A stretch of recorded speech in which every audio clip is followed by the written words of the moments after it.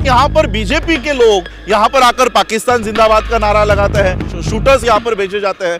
तो अगर यहाँ इस आंदोलन में कोई गड़बड़ी होती है तो ये पूरी जिम्मेदारी आरएसएस की है, बीजेपी की है, क्योंकि वही वो लोग हैं जो शाहीन बाग में फायरिंग करते हैं और वही लोग हैं जो यहाँ पर भेजे जाते हैं। यूएस में जो अब गवर्नमेंट फॉर्म हुई है कमला हैरिस और जो बिडेन की, ये लोग भी भारत के लोगों के समर्थन में है और बीजेपी और आरएसएस के जो फेवर के मंत्री उनके कैबिनेट में थे उन सबको इन्होंने बाहर निकाल दिया है और ये लोग अब भारत के समर्थन में, भारत के लोगों के समर्थन में खड़े हो गए हैं। अगर आप डीजल नहीं दे रहे हो तो एक ट्रैक्टर को 10 ट्रैक्टर बांध कर वो लोग लेकर आ रहे हैं। इतनी बड़ा बदलाव हमको देखने को मिल रहा है। डीजल नहीं दोगे, चलने की परमिशन नहीं दोगे। सुप्रीम कोर्ट ने जो कमिटी दी है उस कमिटी को आप जरा उनका कैरेक्टर देखो।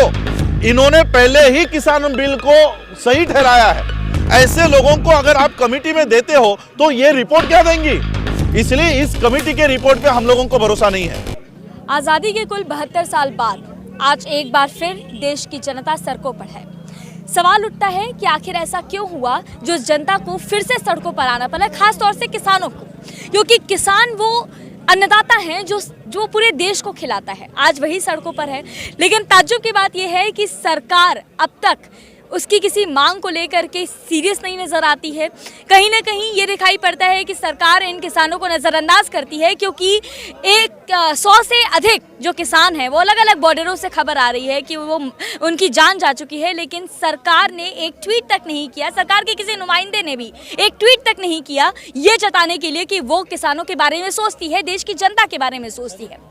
आज जो देश के संविधान के निर्माता हैं डॉक्टर भीमराव अंबेडकर जी के उनके परपोते राजरतन जी हमारे साथ मौजूद हैं। बेहद महत्वपूर्ण शख्सियत हैं, किसी परिचय के मोहताज नहीं है। राजरतन जी, बहुत स्वागत है आपका भोजन टीवी में। Thank you. सबसे पहला सवाल मेरा आपसे ये है, 26 तारीख को परेड होने वाली है, उसको लेकर के बहुत सारी तिकड़मबाजी हुई, कहा गया कि इस परेड को रोकने की पहले कोशिश की गई, उसके बाद तमाम तरह की परेशानियां आई, लेकिन आज फाइनली वो परेड हो रहा है, आप शामिल होने के लिए आए? जी जी जी जी। देखिए, आपने जो इंट्रोडक्शन में कहा कि प्रजासत्ताक दिन है कल, मैं एक कमला हैरिस जी की जो इंट्रोडक्शन स्पीच है वो कोट करना चाहूँगा। यूएस के वाइस प्रेसिडेंट क्या कहती है कि लोकतंत्र हमेशा के लिए नहीं होता, लोकतंत्र हमेशा के लिए गारंटीड नहीं है, ये कभी ना कभी खत्म होता है, लेकिन इसको बचाने वाले लोग अगर जिंदा है, इसको बचाने वाले लोग अगर आगे आते हैं तो लोकतंत्र कभी नहीं मिटेगा। आज हमें वही जो दृश्य है ना वो भारत में देखने को मिलता है। एक तरफ ऐसे लोग भारत में सत्ता में आ गए हैं जिन्हें लोकतंत्र से नफरत है। इनकी जो आप नींव देखेंगे आरएसएस की या इनके जो बंच ऑफ थॉट्स है, ये गोलवलकर की जो विचारधारा है, ये लोग लोकतंत्र के खिलाफ लोग थे। ये लोग नहीं चाहते थे कि भारत में संविधान बने। आरएसएस को उस समय बैन किया गया था जिस समय संविधान की निर्मित हो रही थी। इन लोगों को बैन किया गया था क्योंकि ये संगठन नहीं चाहता था कि भारत में लोकतंत्र बने। इनका ये कहना था कि अगर पाकिस्तान ये इस्लामिक स्टेट है तो भारत हिंदू स्टेट डिक्लेयर करो, इसको लोकतंत्र देने की जरूरत क्या है। इसलिए आरएसएस 1950 से लेकर 1946 से लेकर जब संविधान सभा की गठन हुआ था उस समय से लोकतंत्र का विरोध कर रहे थे, और अब ऐसे लोगों के हाथों में सत्ता दे दी गई है। पहली टर्म इन्होंने हिंदू राष्ट्र की संकल्पना हो, लोकतंत्र को हटाने की कोशिश की, और अब ये आक्रामक तरीके से लोकतंत्र को हटाना चाहते हैं। लेकिन जब देश के लोगों को यह पता चला कि ये लोकतंत्र को हटाने, ये किसान बिल लाकर किसानों की जमीन छीनने का कानून नहीं है, ये पूरे देश का लोकतंत्र हटाने का कानून यहाँ पर चल रहा है।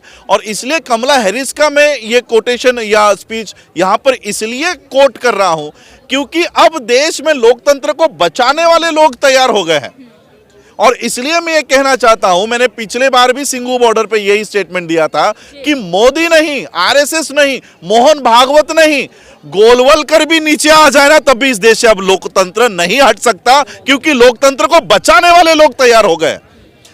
मोदी रेजाइम को या इनके मोदी गवर्नमेंट को ये कॉन्फिडेंस है कि राज्यसभा अब हमारे हाथ में है, संसद हमारे हाथ में है, हमारा कौन क्या बिगाड़ लेगा, सुप्रीम कोर्ट हमारे हाथ में है, मीडिया हमारे हाथ में है। मैंने उस समय भी कहा था कि सुप्रीम कोर्ट आपके हाथ में होने दो, आपके हाथ में मीडिया होने दो, आपके हाथ में प्रशासन पुलिस होने दो, आपके हाथ में संसद होने दो, राज्यसभा होने दो।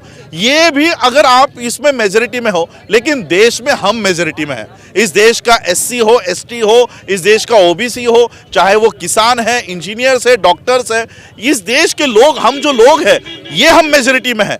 आप लोग वहां पर कानून बना तो दोगे, लागू हम लोगों को देश में करना है, हम लोग वो लागू नहीं होने देंगे। और इसलिए आज देश के लोग, ये सिर्फ किसानों का आंदोलन नहीं है, देश के लोग, सभी लोग शामिल है इसमें। मुस्लिम भी मुझे दिखाई दे रहे हैं, इसमें बौद्धों के स्टेज यहाँ पर दिखाई दे रहे हैं, बौद्धों के टेंट्स यहाँ दिखाई दे रहे हैं। और इसलिए ये एक देश का आंदोलन, अब ये मास मूवमेंट बन गया है। और मुझे तो लगता है कि ये 1950 में जो आज़ादी हम लोगों को मिली, ये हम लोगों को नहीं, ये देश को आज़ाद कर दिया गया। 1947 में जब ब्रिटिशर्स चले गए, तब उन्होंने ये देश पूंजीपतियों को सौंप दिया और वो चले गए। लेकिन आज मुझे लगता है कि आज फिर से एक आज़ादी का आंदोलन छिड़ गया है। और ये देश के आज़ादी का नहीं, देश के लोगों के आज़ादी का आंदोलन है। यहाँ पर देश के लोग आज़ाद होंगे, इस तरह का एक मुझे आंदोलन दिखाई दे रहा है। आपने आज़ादी की बात की है, मैं उसी को कोट करना चाहती हूँ। जिस तरह से संविधान में जीने की आज़ादी का अधिकार हम सभी को मिला है, देश के किसान ये कहते हैं कि अगर ये कानून बन जाता है तो हमारा जीवन एक तरह से खतरे में आ जाएगा, हम खाएंगे क्या? तो क्या इस लेवल पर हम संवैधानिक तौर पर इस कानून को क्वेश्चन नहीं कर सकते? हम लोग कर सकते हैं, संवैधानिक तौर पर कर सकते हैं। मेजॉरिटी लोग यहाँ पर विरोध में है, मेजॉरिटी के लोग, किसान कह रहा है कि हमें ये कानून नहीं चाहिए। ऐसे हालत में संसद कानून थोप कैसे सकती है? और ये ना ही सिर्फ किसानों के हक और अधिकार का मामला है, ये ह्यूमन राइट्स का इशू है कि जब आप हमारे बिना पूछे हुए हमारी जमीनों को सीधा सीधा अडानी अंबानी के हाथों में सौंप रहे हो। एक तरह से इस देश का जो किसान है वो अपने ही जमीन पर ये लेबर बन के रह जाएगा, कॉन्ट्रैक्ट लेबर बन के रह जाएगा। यानी आप हमको ऑर्डर दोगे कि आपके जमीन पर क्या आप उसकी खेती करने वाले हो। इनके पास पहले से ही एकर्स में, हम लोगों ने खुद देखे हुए हैं कि एकर्स में टाटा के वेयर हाउसेस बनने शुरू हो गए, रिलायंस के कोल्ड स्टोरेज बनने शुरू हो गए, जो एक आम किसान नहीं अफोर्ड कर पाएगा और वो मजबूर हो जाएगा कि वो अपने जो उपज है वो इन लोगों को वो बेचेगा नहीं, वो सरेंडर करेगा। तो ये सरेंडर करने की एक बहुत बड़ी साजिश यहाँ पर चल रही है। जी, आज आप यहाँ 26 तारीख के परेड में शामिल होने के लिए आए हैं। 26 तारीख के परेड पर हम आपसे बात करना चाहते हैं। जिस तरह से रोकने की कोशिश की गई, अभी भी यूपी में सरकारें ये कहती हैं कि डीजल मत दीजिए, तो ये कहीं ना कहीं एक तानाशाही रवैया जो देखने को मिल रहा है, वो क्यों? ये देखिए, ये सरकार अभी बौखला गई है, ये डर गए हैं कि इतनी बड़ी ताकत, पहले तो उन्हें लगा ये आंदोलन कोई बड़ा नहीं होगा, ये आंदोलन में लोग शामिल नहीं होंगे। लेकिन जब ये ऐसी तुच्छ हरकतें कौन करता है जिसे पता है कि हम हार रहे हैं? मोदी को अब पता चल चुका है कि हम हार रहे हैं, हम ज़्यादा देर इनसे टकराव नहीं कर पाएंगे, तब ये इस तरह के निचली हरकतों पे उतर आए हैं कि डीजल नहीं देंगे, इन लोगों को परमिशंस नहीं देंगे, रास्तों के ऊपर चलने की परमिशंस नहीं देंगे। ये कहीं ना कहीं हमारे फंडामेंटल राइट्स को भी छीनने का काम यहाँ पर चल रहा है। लेकिन मैं अब देख रहा हूँ किसानों को कि अगर आप डीजल नहीं दे रहे हो तो एक ट्रैक्टर को 10 ट्रैक्टर बांध कर वो लोग लेकर आ रहे हैं। इतनी बड़ा बदलाव हमको देखने को मिल रहा है। डीजल नहीं दोगे, चलने की परमिशन नहीं दोगे, कितना आप लोग ये हमारे लिए रास्तों में संकट निर्माण करोगे। अब मैं दिन भर से किसानों के अलग अलग टेंट्स में जा रहा हूँ, उनके साथ बैठ रहा हूँ, उनकी बातें आज देखिए 8 डिग्री सेल्सियस में हम लोग यहाँ पर हैं, लेकिन किसान अभी नियोजन कर रहा है कूलर्स का। इतने ठंडियों में वो कूलर को लाने की अभी नियोजन कर रहा है। यानी आज 25 जनवरी को यहाँ का किसान मई महीने की तैयारी कर रहा है। तो मोदी से या मोदी गवर्नमेंट से 10 कदम आगे इस देश का किसान चल रहा है। और ये किसानों की, मैं कहता हूं अभी से इन लोगों को लिख के लेना चाहिए कि ये किसानों की और देश के लोगों की जीत है। कल 26 जनवरी के दिन पूरे देश की नहीं बल्कि पूरे विश्व की नजर हमारे देश पर होगी, लेकिन वहीं दूसरी तरफ जब ये देखा जाएगा कि एक तरफ जो है वो एक तरफ जो देश की जवान है वो परेड कर रहे हैं, दूसरी तरफ देश के किसान है वो परेड कर रहे हैं। कहीं ना कहीं सरकार की जो छवि है वो धूमिल होती नजर आई। जी जी जी, मैं आज सुबह राजपथ वहीं से आया, राष्ट्रपति भवन से आया, मैं उनकी तैयारियां देख रहा था और मैंने वहां पे एक वीडियो बनाया कि यहाँ पर 26 जनवरी की तैयारी चल रही है, प्रजासत्ताक दिन की तैयारी चल रही है, लेकिन असली प्रजासत्ताक अगर किसी को देखना है तो वो सिंगू बॉर्डर पर और गाजीपुर बॉर्डर पर आए। यहाँ की जो रैली निकलेगी ये है प्रजासत्ताक, असली प्रजासत्ताक की रैली, और ये है असली लोकतंत्र को बचाने की रैली। तो ये अभी हम लोगों को पता चल रहा है कि राष्ट्रपति भवन पे किन लोगों के लिए रैली निकाली जा रही है और यहाँ पर अपने हक और अधिकार को बचाने की रैली यहाँ पर निकाली जाएगी। पहले ही दबाव आ चुका है। यूनाइटेड नेशन की जो सेक्रेटरी है एंटोनियो, इन्होंने जब किसानों को आगे नहीं आने दिया जा रहा था, वाटर से, पानी से इनके ऊपर बौछारें की जा रही थी, तब यूनाइटेड नेशन के सेक्रेटरी ने कहा कि इस देश के लोगों को, भारत के देश के लोगों को आंदोलन करना यह उनका फंडामेंटल राइट है, भारत सरकार उसको छीन नहीं सकती। तब जाकर उन्होंने ये सारी परमिशन दी है। तो सिर्फ कल के रैली से नहीं, इन लोगों के ऊपर बहुत पहले से ही अंतर्राष्ट्रीय दबाव है और खुद मैं वॉशिंगटन डीसी में जाकर इस गवर्नमेंट की जो नीतियां हैं वहां पर उजागर की थी, उसके माध्यम से 3 सैंक्शंस मोदी गवर्नमेंट पे आ गए हैं और यूनाइटेड नेशन का पूरा ध्यान यहां पर है। और मुझे तो अभी ऐसा लग रहा है कि यूएस में जो अब गवर्नमेंट फॉर्म हुई है कमला हैरिस और जो बिडेन की, ये लोग भी भारत के लोगों के समर्थन में है और बीजेपी और आरएसएस के जो फेवर के मंत्री उनके कैबिनेट में थे, उन सबको इन्होंने बाहर निकाल दिया है और ये लोग अब भारत के समर्थन में, भारत के लोगों के समर्थन में खड़े हो गए हैं। आंदोलन को पूरे विश्व से समर्थन मिल रहा है, सिर्फ यूएस से नहीं, कनाडा। मैंने अभी मेरे फेसबुक पेज पे पोस्ट डाली थी कि जो किसानों के बच्चे, जो किसान यहाँ पर शहीद हुए हैं, उनके बच्चों को फ्री में एजुकेशन ऑस्ट्रेलिया में दिया जाएगा। तो सिर्फ यूएस नहीं, सभी विश्व इंसानियत के लिए वो आगे आ रहे हैं, इंसानियत के लिए वो खड़े रह रहे हैं। इसका मतलब ये नहीं है कि अगर यहाँ का आंदोलन अगर यूएस के लोग सपोर्ट कर रहे हैं, कनाडा के लोग सपोर्ट कर रहे हैं, तो हम एंटी इंडियंस है या एंटी देशद्रोही है। 308 पाकिस्तान के अकाउंट से ट्विटर के 300, तो वो ट्विटर हैंडल, वो ट्विटर देख लेगा। यहाँ का जो वर्ग है, यहाँ का किसान है, ये इस देश के मिट्टी का किसान है, इस देश के मिट्टी का रक्षा करने के लिए यहाँ पर आया हुआ है। सर, इतने सारे लोग परेड में शामिल होंगे, दिल्ली कूच करेंगे तो व्यवस्था पर बहुत असर पड़ेगा। ऐसे में अगर कोई दुर्घटना हो जाती है तो जिम्मेदारी कौन लेगा?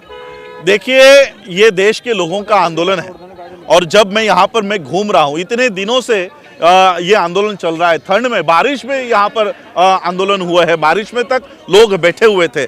इसकी कोई सभी लोग जिम्मेदार है, सभी लोग अपनी जिम्मेदारी खुद ले रहे हैं। ये एक परिवार के माध्यम से मैं यहाँ देख रहा हूँ कि मैं जब यहाँ से घूमता हूँ, इतनी भीड़ में घूमता हूँ, मेरे बाल को तक कोई धक्का नहीं देता। लेकिन यहाँ पर बीजेपी के लोग यहाँ पर आकर पाकिस्तान जिंदाबाद का नारा लगाते हैं, गोलियां शूटर्स यहाँ पर भेजे जाते हैं। तो अगर यहाँ इस आंदोलन में कोई गड़बड़ी होती है तो ये पूरी जिम्मेदारी आरएसएस की है, बीजेपी की है, क्योंकि वही वो लोग हैं जो शाहीन बाग में फायरिंग करते हैं और वही लोग हैं जो यहाँ पर भेजे जाते हैं। 2 साल के लिए हो या 10 साल के लिए हो, होल्ड कर हमारी जो मांग है, किसानों की जो मांग है कि ये तीनों कानून पीछे जाने चाहिए। इस मांग से इस देश के लोग, इस देश का किसान पीछे नहीं हट रहा है। ये बहुत अच्छी बात हमारे लिए है और यही हमारी मांग होनी चाहिए। 2 साल के बाद हम लागू करेंगे या 5 साल के बाद लागू करेंगे, इसका कोई तुक नहीं बनता। कांग्रेस सरकार ने 2004 से इनका सर्वे चला था किसानों के लिए, हाँ। तो वही सर्वे इन्होंने स्वामीनाथन आयोग की मीटिंग के दौरान चालू करा। तो ये जो आयोग ने जो रिपोर्ट दी थी एमएसपी के बारे में, सबके बारे में कानून के मैंने स्वामीनाथन आयोग मैंने पढ़ा हुआ है, उसमें कहीं पर भी कॉन्ट्रैक्ट फार्मिंग नहीं है, उसमें कहीं पर भी कॉन्ट्रैक्ट फार्मिंग, कॉन्ट्रैक्ट नाम का वर्ड तक नहीं है। कॉन्ट्रैक्ट फार्मिंग बिहार के अंदर पहले चल रही है। लेकिन स्वामीनाथन आयोग का जो आप बात कर रहे हो, जो लागू करने की बात मोदी कर रहे हैं, हमने खुद उसको पूरे डिटेल में पढ़ा है, उसमें कहीं कॉन्ट्रैक्ट फार्मिंग की बात नहीं की गई है और किसी किसान ने ये मांग नहीं की है। जब मांग ही नहीं की है तो ये कानून देने की जरूरत क्या है? तो जो कांग्रेस इसी कानून के बारे में फेवर में थी और वो अब विरोध, कांग्रेस अगर लागू करती, अगर कांग्रेस इस कानून को लागू करती तो मुझे लगता है यही दृश्य कांग्रेस को देखने मिलता। सर 26 जनवरी की परेड हो जाएगी कल, उसके बाद किसानों के पास ऑप्शन क्या रहेगा, क्योंकि ये भी खत्म हो जाएगा। नहीं सरकार तो मना कर चुकी है कि कानून यही है, लेना है लो, नहीं तो मत। नहीं, यही है। ये कल का जो 26 जनवरी की परेड है, ये इस मूवमेंट का भाग है, ये कंक्लूजन नहीं है। कंक्लूजन क्या है? जब तक आप लोग इस कानून को पीछे नहीं लोगे, हम इसी तरह से बैठे रहेंगे। और मुझे लगता है कि अगर कल भी कोई निर्णय नहीं होता है तो ये संख्या और बढ़ते जाएगी। लेकिन सर कानून अभी तक बीजेपी ने कोई वापस नहीं लिया है। आज नहीं लिया है, हो सकता है कल प्रेशर आ जाए और इंटरनेशनल प्रेशर आ जाए, उनको ये कानून पीछे लेने के अलावा कोई चारा मुझे नहीं दिखता। सरकार कह रही है कि होल्ड कर देंगे 2 साल के लिए कानून, तो थोड़ा सा किसानों को भी और किसान नेता को भी पीछे हट जाना चाहिए। ये सुसाइडल अटेम्प्ट होगा। अगर कोई ये कह रहा है कि इस 2 साल के लिए हम होल्ड करते हैं, तो 2 साल के बाद फिर ये आपके आंदोलन को कमजोर करने की एक कोशिश है। होल्ड करने का उद्देश्य ये है कि जो उसमें संशोधन हो सकता है कि वो की जाए। सुप्रीम कोर्ट ने जो कमिटी दी है, उस कमिटी को आप जरा उनका कैरेक्टर देखो। इन्होंने पहले ही किसान बिल को सही ठहराया है। ऐसे लोगों को अगर आप कमिटी में देते हो तो ये रिपोर्ट क्या देंगी? इसलिए इस कमिटी के रिपोर्ट पे हम लोगों को भरोसा नहीं है।